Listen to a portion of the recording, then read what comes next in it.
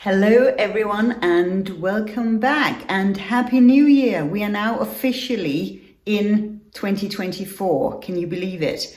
And we've been snowed in here in southern Scandinavia for a couple of days, although it's clearing up a bit now, but they say there's nothing in the world as quiet as snow, and it's probably true because it does put this nice sort of duvet over the landscape, and it's like everything is asleep a little bit, and it's very bright and lovely to look at, but it also does something to the sounds when you're out and about. You can sort of hear everything clearer in a way. It's very peculiar. If you live in a place of the world where you get snow from time to time, you will know about this.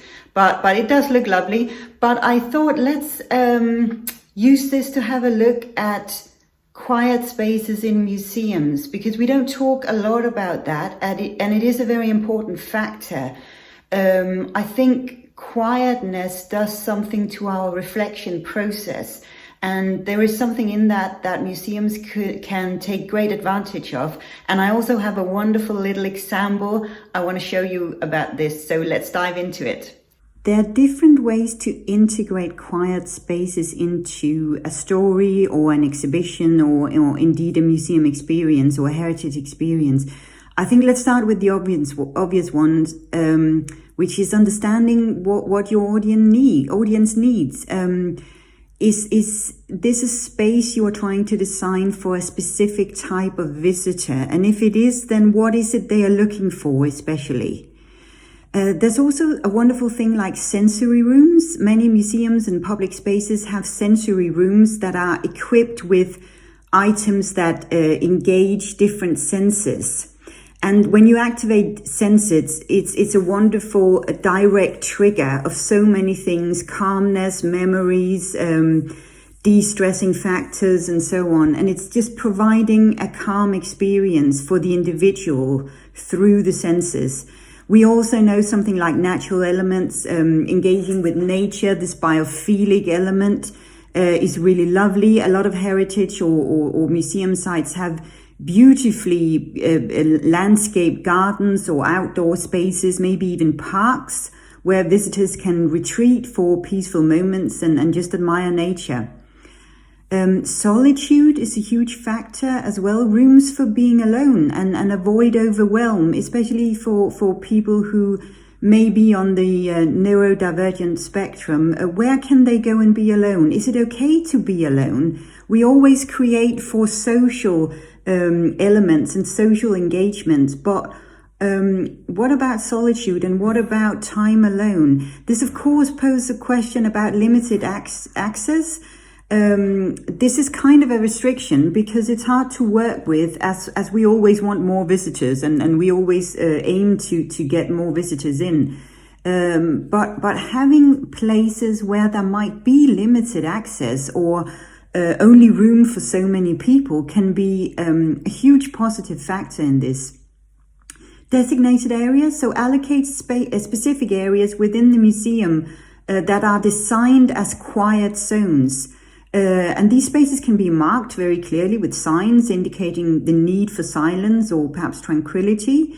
It can also be like a secluded room or a nook somewhere, designed or repurposed certain rooms, alcoves or corners within the museums that serve as a quiet space. And these areas can be sort of set apart from the main galleries or exhibitions and equipped with comfortable seating for visitors that encourages sort of relaxation and reflection. It's also even possible to soundproof certain bits with soundproofing techniques, so to minimize the noise coming from surrounding areas or galleries and external sources.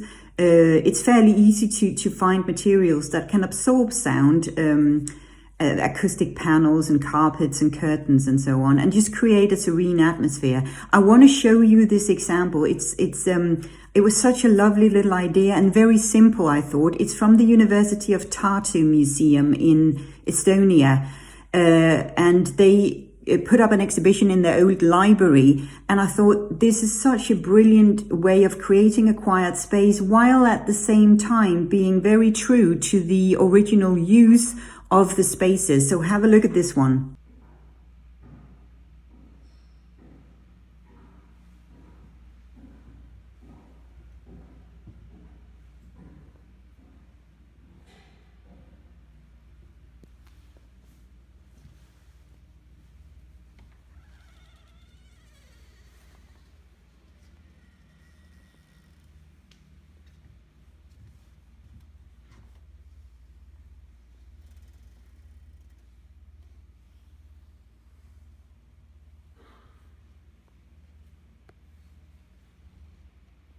So I wanted to hand over to you.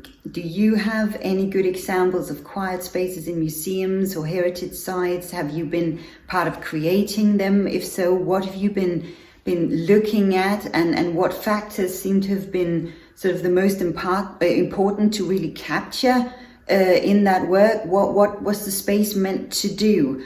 I think the more we share about these things, the better idea we will get for future reference. And it's going to be really interesting to see what museums and heritage sites and cultural sites can do with this in the future, I feel. Thanks so much for watching.